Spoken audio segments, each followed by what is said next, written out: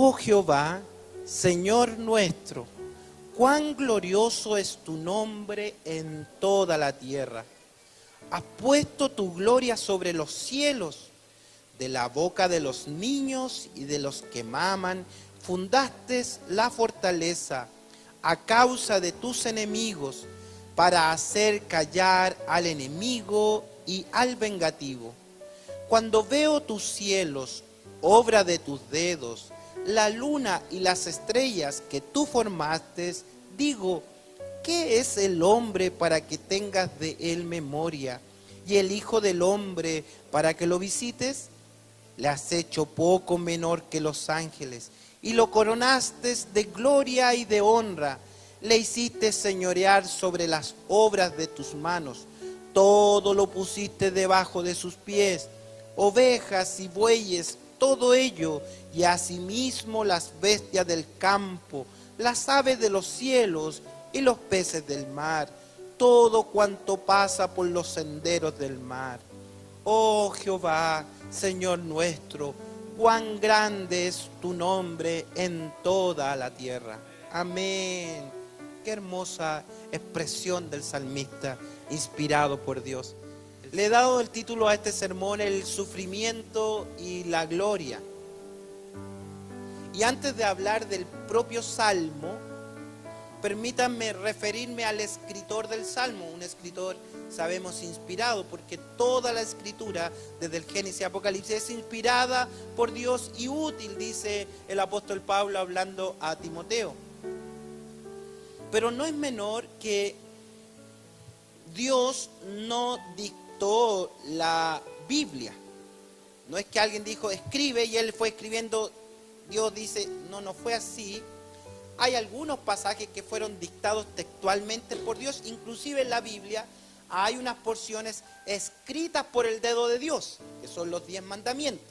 Es lo único que Él escribió. Lo otro, Él lo inspiró en personas llamadas a este oficio. Pero lo que quiero llamar su atención esta mañana es que a esas personas inspiradas no fueron inspiradas por sus competencias, por sus capacidades, por su santidad, por su moralidad excelente, nada de eso. Usted va a encontrar que los escritores sagrados, y son sagrados porque el Espíritu vino sobre ellos y los santificó, son gente asesinos, adúlteros, son gente que hizo mucho daño. También por el otro lado tengo gente que ha sufrido mucho, gente perseguida, en definitiva gente común y corriente. Cuando voy a ver los autores sagrados, me comparo con ellos en su biografía y no difiere mucho de lo que es nuestra propia realidad. Entonces a veces nosotros nos miramos y como que nos queremos apuntar con algún dedo que no tenemos, como cuestionando algo, y llegamos a la conclusión de quién podría cuestionar al soberano. Si Él decide tener misericordia, Él dice, tendré misericordia del que yo quiera tener misericordia, y termina con un punto y se acabó. Él es soberano. Con esto, decirle que todos podríamos ser utilizados en las manos del Señor o en la gracia del Señor para servirle, para adorarle, para ministrar. Que no hay meritocracia en ello, que no es el hombre el que ocasiona santidad, porque nosotros no producimos santidad. Nosotros, nuestras obras, las dice el apóstol Pablo a los Gálatas, producimos obras de muerte. Y hay una larga lista, 18 aproximadamente, obras de la carne, que ni siquiera las quiero leer. Eso es lo que producimos. Pero también en Gálatas capítulo 6 se nos dice que cuando viene el Espíritu Santo al corazón del hombre, produce un fruto glorioso con 9 características maravillosas, que son el carácter de Cristo en la persona. Amor, gozo, paz, paciencia, bondad, templanza, mansedumbre, fe. Todo eso no lo produzco yo, lo produce la obra del Espíritu en mi vida. Y es por eso que somos invitados a luchar contra la carne, contra el Espíritu. Y ese campo de batalla no está en el mundo, está en mi corazón. Aquí está el campo de batalla. Porque a veces también tenemos, no sé, esas frases típicas de los que llevamos años en el Evangelio, no que la hemos escuchado. Como que los que están de la puerta de la iglesia hacia adentro son los santificados, los elegidos. Y los que están de la puerta hacia afuera son los mundanos. Pues nosotros también estamos en el mundo. También tenemos esta carne de hueso y a veces aquí dentro de esa puerta aquí tenemos más guerra en el corazón que los que tienen allá afuera. Porque están afuera, están súper tranquilos. Pero usted tiene un campo de batalla en su corazón, la lucha de la carne con el espíritu. Dicho eso, es que referirme al autor de este salmo, que es David, es situarnos en su propia realidad de sufrimiento. Es situarnos quién es él en el momento que escribe este salmo. Y al momento de escribirlo se dice, según el análisis que uno puede hacer de la escritura, que es el primer salmo que escribe. Y lo escribe cuando él tiene un encuentro personal con el Creador, con el Dios soberano. Aunque está situado en los capítulos posteriores, ocuparía muchos minutos para explicarle cómo está estructurado el libro de Salmos, que son 5 libros diferentes con diferentes temáticas. Entonces, la recopilación se ordenó por temas más que por orden cronológico. Cierro el paréntesis. Entonces, situamos este salmo en el inicio y en el encuentro que tiene David, un joven, con Dios el Creador. Porque ese encuentro puede cambiar las circunstancias de la vida. Ahora, ¿por qué David tiene un encuentro con el Creador? ¿Por qué? ¿Cuál es la razón? ¿Por qué el Creador viene y se manifiesta a este joven, un adolescente, estimamos, entre 15, 16, 17 años, aprox? No podemos precisar el año exacto, pero según su forma de escrito y su biografía lo situamos en esa edad. Es previo a este encuentro que él tiene con Goliat cuando mata al gigante con una piedra. Antes de eso. Ahora bien, ¿por qué es tan importante hablar del autor? Porque cuando recorremos las líneas de la Biblia encontramos de que David tiene una vida de sufrimiento y rechazo. Encontramos que su vida fue golpeada muchas veces. Que desde su nacimiento él ha sido rechazado, ha sido golpeado, ha sido menospreciado. Y me gustaría que usted pensara en su propia vida. Yo no sé cuáles son las circunstancias por las cuales usted puede vivir o estar viviendo o haber atravesado. Cada uno de nosotros tiene marcas en su alma. Cada uno de nosotros tiene huellas del pasado. Algunos más, otros menos, le ha tocado vivir una u otra circunstancia, pero lo cierto es que no estamos exentos del sufrimiento. Algunos dicen, y bueno, ¿y dónde está Dios cuando el hombre sufre? ¿Y dónde está ese Dios? Yo no creo en Dios porque ¿cómo hay tanto sufrimiento en el mundo? ¿Cómo hay tanta hambre? ¿Cómo hay tanta violencia? ¿Cómo hay tanta muerte? ¿Cómo hay tanto dolor? Entonces, argumentos humanos hay muchos para definir el sufrimiento y Dios. David sí los tenía. Entonces, cuando yo voy a la Escritura encuentro de que ya su nacimiento es inesperado. David dice en el Salmo 51:5, he aquí en maldad he sido formado y en pecado me concibió mi madre. Y a veces pensamos que eso se refiere a una relación sexual, como que el sexo fuera pecado, cuando el sexo en la intimidad del matrimonio es santo, en la santificación del matrimonio está en el sexo. Entonces, no es pecado el sexo es pecado fuera del matrimonio. Entonces, cuando David dice, en pecado me concibió mi madre, lo más lógico es pensar que esta relación de su padre Isaí no es con la esposa de Isaí, sino con alguien externa al matrimonio.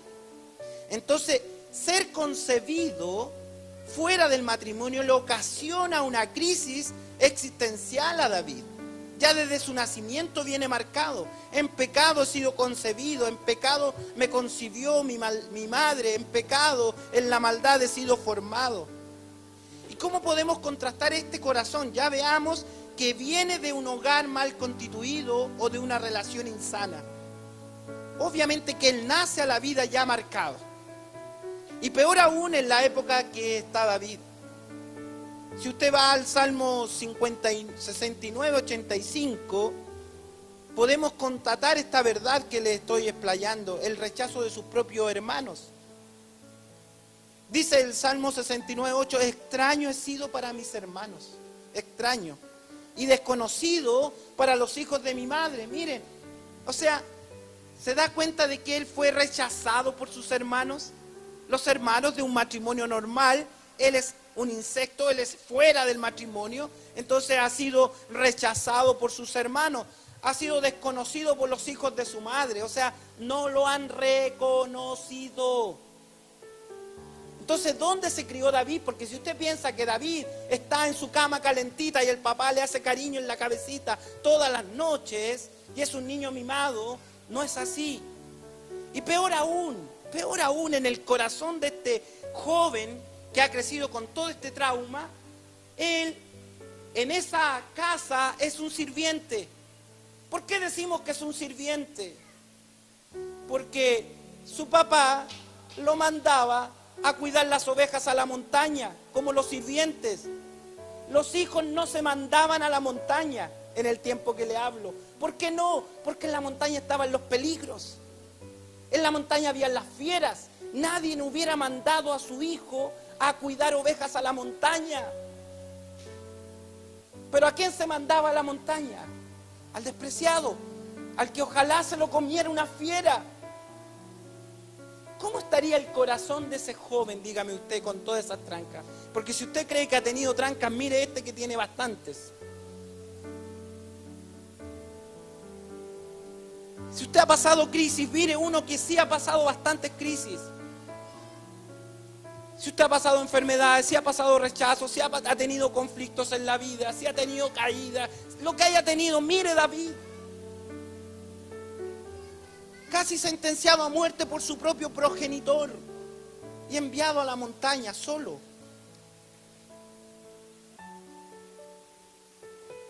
Un antecedente más para cerrar este punto. ¿Se recuerdan cuando vienen a ungir a un rey? Y le dicen, Isaí, tráeme a tus hijos porque Dios ha de proveerse un rey de tus hijos. Y, aleluya, Dios ha mirado mi hogar. Todo en fila ahí. Y viene el profeta, no es. El Señor le habla, no mires al parecer de su vida. Y él hace una pregunta, ¿y no quedará alguien por ahí? Isaí, todos se miraron. Tendremos que decirle al profeta del pecado oculto de papá. Pero ese no se muestra, ese está escondido debajo de la alfombra, ese está marcado, ese no lo muestren, ese no lo traigan, ese no es digno para el ministerio, ese no es digno para predicar, ese no es digno para cantar, a ese tenemos que tenerlo acá. No, ese es el hermano defectuoso. El profeta dice, yo no me voy de aquí hasta que no me traigan a ese muchacho. Y lo hacen venir al marcado, al despreciado, al que está marcado con una crisis, una infancia, un crecimiento, en una soledad en la montaña. Lo hacen venir y Dios dice, ese es. ¿Y qué características tenía? Alto, rubio, maravilloso, hermoso, Brad Pitt. ¿Qué características tenía? Solo que Dios había decidido en su soberana voluntad tener misericordia. Dios lo estaba mirando con ojos de amor a pesar de su crisis, no en compensación de la crisis, porque Dios no le tiene que compensar nada a nadie. Dios había decidido elegir esa vida para llamarlo a una misión especial. ¿Y cómo es el encuentro de Dios con este personaje? No es en ese minuto que es ungido, que no se sabe para qué es ungido. No lo dice el profeta, solo le derramó aceite y punto. Quedaron ahí todos en la incógnita y cada uno se fue a hacer. Él volvió a la montaña. Pero aunque usted le pongan las manos 10 veces, aunque lo unjan 1000 veces, aunque lo llamen, aunque todos le hagamos una rueda aquí y lo hagamos llorar de emoción, hasta que usted no se encuentre con la gloria de Dios, nada va a pasar en su vida, porque el trato de Dios es personal. Entonces este joven se va a la montaña con las ovejas y empieza a contemplar la gloria del Señor, y es ahí donde escribe el Salmo número 8. Él va a hablar de la magnificencia de Dios. dice: oh Jehová, Señor nuestro, cuán glorioso es tu nombre en toda la tierra. Lo que habla este salmo es de la gloria inigualable de Dios, que frente a cualquier circunstancia de la vida hay una gloria de Dios que no se mueve, que es inalterable por el hombre, que las circunstancias no mueven el corazón de Dios o la voluntad de Dios. Dios ha decidido cosas y nada lo mueve de ese punto. Oh Jehová, Señor nuestro, cuán glorioso es tu nombre en toda la tierra. No es porque los hombres le estén dando la gloria a Dios, no. Lo que está diciendo es que todo es creación de Dios. Que todo lo que nos rodea es creación de Dios. Que usted es creación de Dios. Que este planeta es creación de Dios. Que el universo es creación de Dios. Que todo es creación de Dios. Y Él es soberano. Y Él es poderoso de crear todo. Y termina y cierra el Salmo en el versículo 9 diciendo exactamente lo mismo. Oh Jehová, Señor nuestro, cuán grande es tu nombre en toda la tierra.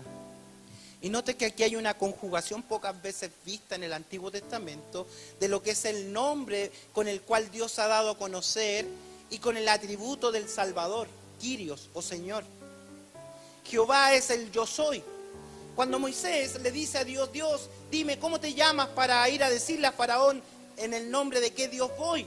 Porque los egipcios eran politeístas, entonces tenían Dios del río, Dios de las ranas, y todo, por eso las plagas conforme a sus propios dioses. Y le dice: bueno, y yo me presentaré a Faraón y le digo: ¿quién eres tú? Espero no estarlos llevando, espero que me estén siguiendo bien. Ya. ¿Quién eres tú? Y él le dice: dile que yo soy el que soy, te manda. Eso es Jehová, yo soy el que soy. ¿Por qué Dios dice yo soy el que soy? Porque Él es único, no necesita nombre. Jehová no es un nombre. Dice: yo no necesito nombre. Los nombres los necesitamos para separarnos unos de otros. Fernando, Oscar, David, todos nos separamos por nombre porque somos personas distintas. Pero Dios no tiene nombre porque es uno solo. No necesita separarse del Dios de allá y del Dios de acá. Él es único. Dile, mira, dile yo soy el que soy, te manda y punto. Soy el único, no hay otro. Eso es Dios manifestado. Pero fíjese lo que dice aquí, si usted lo leyera de otra manera, dice: yo soy el que soy, Señor nuestro. Y ahí lo cambia. Ese yo soy el que soy, el Dios único y soberano, se revela como Kyrios, como Señor. Y ese nombre Kyrios es otorgado al Salvador. ¿Me están siguiendo? Entonces tengo al Salvador, tengo al Creador, que es uno solo, y tengo al Salvador. ¿Qué hay entre medio del Creador y el Salvador? Está una humanidad perdida, en crisis, en soledad. Hay un mundo destruido. Hay una vida deteriorada como la vida de David. ¿Y qué hay en medio de todo eso? Entre el Creador y el Salvador. ¿Qué hay en medio de todo eso? Hay crisis. ¿Y qué hay en medio del Creador que sigue en el mismo lugar y el Salvador? Estoy yo y está usted. Está la realidad de mi vida, está la realidad de su vida, está la realidad de lo que somos, lo que hemos vivido, lo que nos ha tocado vivir, lo que es nuestra historia, lo que yo le llamo el currículum, por donde hemos transitado desde que nacimos, las historias tristes que tenemos y también tenemos de las otras. Tenemos historias alegres, si no todo ha sido llorar. Pero todo eso está entre el Creador y el Salvador. Y si tenemos esa lógica, veamos cómo lo manifiesta David en el Salmo número 8 entre el Creador y el Salvador. Decirles que este Salmo 8 es el segundo salmo mesiánico del libro de los Salmos. El Salmo número 2 es el primer salmo mesiánico. ¿Por qué se llaman mesiánicos? Se llaman mesiánicos porque hacen referencia al Salvador, al Mesías, al Señor, al Kyrios. Hacen referencia a Él. Y otra cosa, otro elemento fundamental es que son citados en el Nuevo Testamento. Se les llama mesiánico entonces porque hablan del Salvador y porque son citados en el Nuevo Testamento. El libro de Salmos mayormente citado en el Nuevo Testamento son los libros o los salmos mesiánicos. Y en el Salmo número 2 habla de la condición de esta humanidad, del mundo entero. ¿Por qué se amotinan la gente? Todos quieren hacerle cruz, dice en otras palabras. Quieren hacerle cruz al Creador y cada uno quiso vivir como quiso vivir. Es el Salmo. Pero dice el Salmo número 2, pero Dios sigue en el mismo lugar. No les toma en cuenta a los hombres que ellos se han rebelado contra el Creador. Él sigue sosteniendo el universo con el poder de su justicia. Pero hay que resolver el problema. Y eso nos habla el Salmo número 8.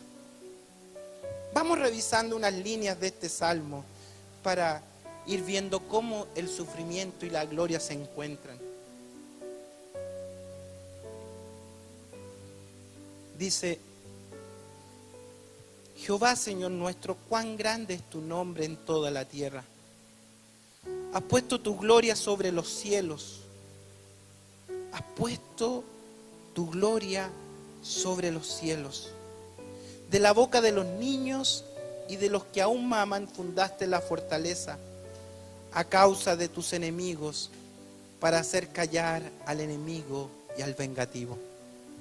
Noten en estas expresiones el contraste que encuentro entre alguien que habla y alguien que calla. Notan el contraste entre alguien que habla y alguien que calla. Fíjense, lo voy a leer para que usted lo advierta. De la boca de los niños y de los que aún maman. O sea, no tienen mayor conocimiento de la vida, pero Dios ha decidido que de la boca de los niños, de los que aún maman, que son bebés de pecho, Él va a fundar la fortaleza de tus enemigos. De la boca de los niños, ellos van a hablar y van a fundar fortaleza. Y con ese acto, dice, van a hacer callar al enemigo y al vengativo. Retrocedámonos un poco. Dios ha creado todo en inocencia, ha creado a Adán en inocencia, ha creado todo, y los niños, los nacidos de Dios, alaban su nombre, y eso hacen fundar fortaleza. ¿Fortaleza sobre qué? Sobre la gloria de Dios. ¿Cómo podemos atraer la gloria de Dios? Al reconocer que Jehová es Dios y fuera de Él no hay otro. Al reconocer que Dios es soberano, nosotros fundamos la fortaleza de la vida. No nosotros, Dios en nosotros. ¿Por qué los mandamientos nos llaman, los primeros 5, a reconocer a Dios como tal? ¿Por qué? Porque cuando yo reconozco a Dios, no es que Dios esté buscando gloria, porque no la necesita. Algunos dicen, tenemos que darle la gloria a Dios. No porque Él necesite, no es porque Él sea vanaglorioso. Deme la gloria a mí. Yo necesito gloria, me alimento de la gloria, necesito que estos seres humanos me den alabanza. No, porque cuando usted adora al Creador, dice la Biblia que Él se entroniza en nuestra vida. El trono de Dios en medio de la alabanza baja, pero no para un culto bonito donde se nos paran los pelos y lloramos. El culto, el trono de Dios baja al corazón y se entroniza.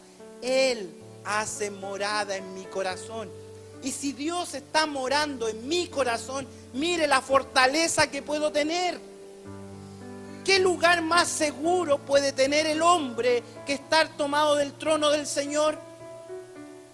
Que estar tomado del Rey, que estar tomado del Creador del universo. ¿Qué lugar más seguro podemos encontrar en toda la tierra que el trono del Señor? Entonces, cuando los niños adoran al Señor, entonces ese trono desciende y se fundamenta en el corazón de ese pequeño. ¿Y qué pasa? Los enemigos, ¿qué van a hacer? Cualquier enemigo: sufrimiento, crisis, deterioro moral, la injusticia de la vida, el propio Satanás que ha querido destruir la obra del Señor. Él tiene que callar. Si viene Dios, el Señor, y pone su trono en su corazón, el enemigo se tapa la boca, no tiene nada, lo va a apuntar y tiene que collar la boca. Cuando el Señor pone su trono en mi corazón, el enemigo saca el currículum de mi vida. Y va a tratar de decir, pero... se tiene que callar. Porque mi vida está en el trono del Señor. ¿Qué está diciendo David? David se está encontrando con el trono del Señor, con la gloria del Señor que viene a su corazón. Y todos sus enemigos, sus hermanos, todos los que le han causado dolor, tienen que callar. Porque ha sido el Dios eterno que ha decidido hacer morada en su corazón. Por eso hay un contraste entre la boca abierta de los niños y la boca cerrada de los enemigos.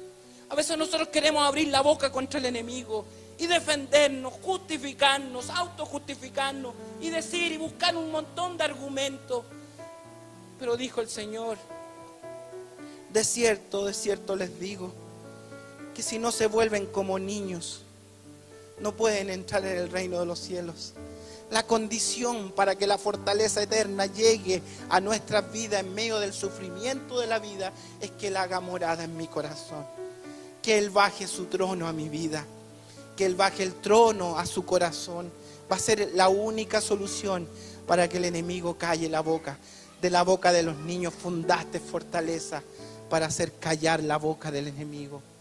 ¿Cuántos temores tiene usted? ¿Cuántos temores se está enfrentando? ¿Cuántos temores del pasado o del futuro puede tener usted que lo rodean? Ve a David, tenía condiciones. Era para llevarlo a un psicoanálisis. Era para llevarlo al psicólogo, porque este joven va a crecer resentido. Este joven viene marcado, entendámoslo. Digámosle, pobrecito, lo que te tocó vivir. Y él dice, no me llamen porque yo en la soledad me encontré con el Creador, me encontré con el Señor. ¿Cuántos aquí esta mañana pueden decir que han encontrado al Salvador en su corazón? Dice el verso que sigue, cuando veo los cielos, obra de tus dedos, la luna y las estrellas que tú formaste. Cuando veo los cielos, la luna, las estrellas que tú formaste, mire cómo él empieza a contemplar. Y pareciera ser que este es un salmo sobre el universo, la naturaleza, para ir a ver un telescopio y mirar dónde están el cielo. Si usted lo conoce desde pequeño, las estrellas. ¿Para qué nos sirve mirar la luna, las estrellas? ¿Por qué no habla de día? ¿Por qué habla de noche? ¿Por qué habla de las estrellas de la noche? ¿Por qué habla de la luna de la noche? Porque en las tinieblas de la vida brilla algo en el universo. ¿Y qué están contando esos cielos? ¿Qué cuentan la gloria del Señor? ¿Cuál es esa gloria? ¿Qué están diciendo? Una estrella que alumbra en una noche oscura está diciendo, Dios me puso ahí. Mire este cielo, nosotros lo tenemos como estrellado. No sé si ustedes se fijaron. Ese fue el diseño del Cevita, ¿vio? Ahí está como una estrella, ¿ve? Se da cuenta que están todas desordenadas para nuestro, pero ese desorden lo hizo el orden del arquitecto. El Seba lo dibujó así y dijo, quiero el foco ahí, ahí, ahí. Tiene un orden, el arquitecto los puso así. Para mí pueden estar desordenadas, pero desde que pusimos ese foco ahí, ya llevamos como 6 años que lo pusimos, ha estado siempre ahí. Cada vez que usted venga lo va a ver ahí. ¿Por qué está ahí? Porque el arquitecto dijo que lo pusiera ahí y los que construimos lo pusimos ahí.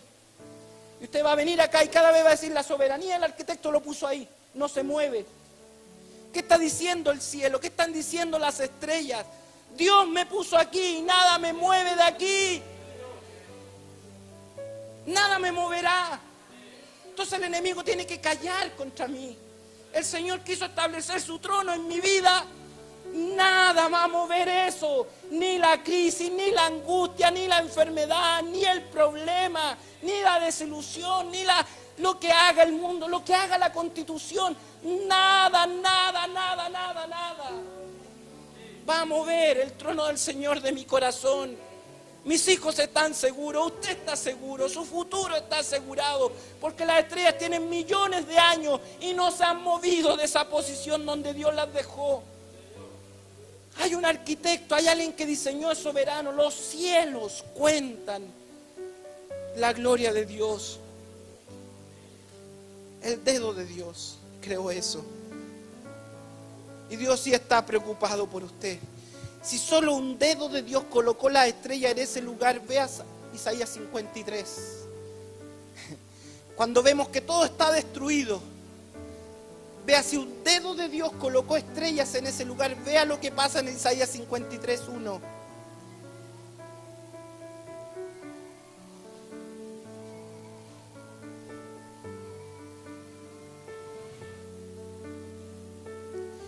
¿Quién ha creído a nuestro anuncio?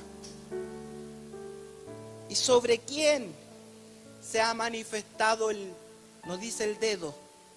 ¿Qué dice ahí? El brazo de Jehová. ¿De qué está hablando Isaías 53? Está hablando de la salvación. Si Dios con un dedo creó, con un brazo viene a salvar.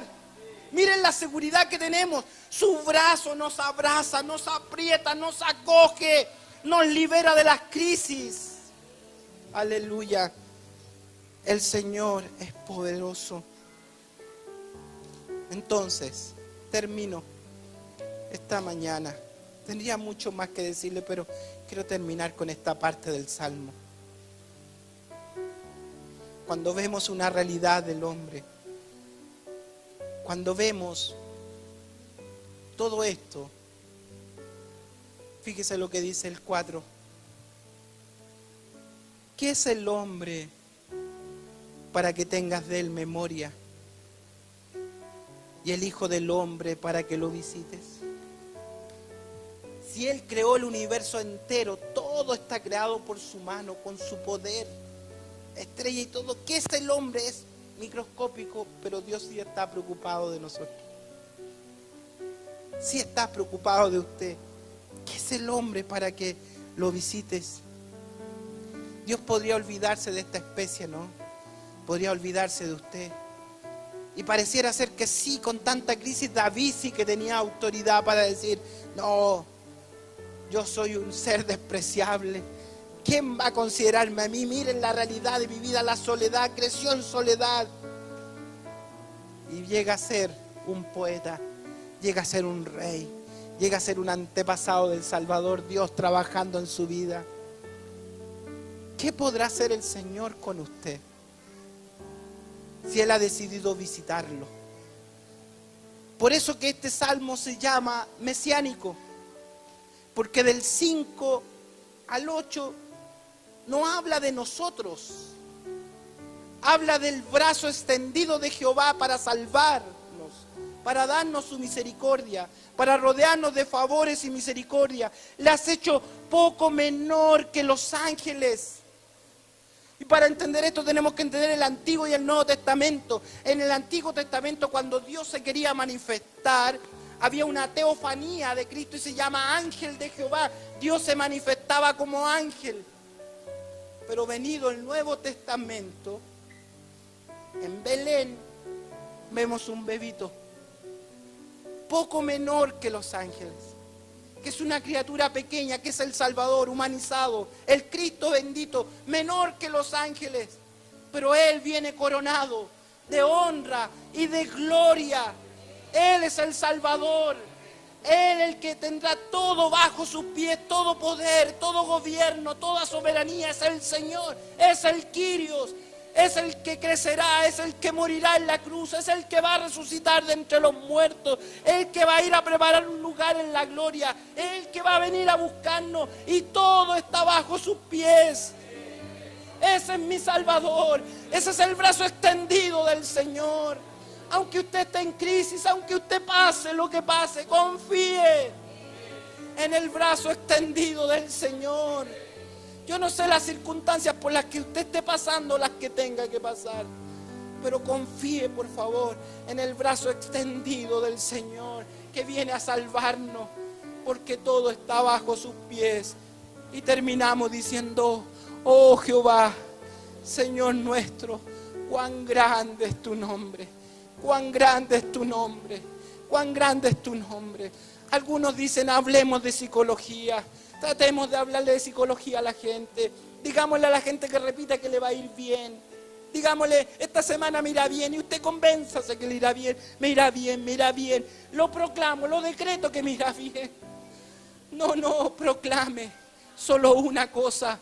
Cuán grande es tu nombre, Señor, en toda la tierra. Cuán grande es tu nombre en toda la tierra. has tenido de mi vida misericordia. Eso tenemos que proclamar. Y en sus brazos estamos seguros. Yo quiero invitarles esta tarde, al concluir, que repose su vida sobre Él.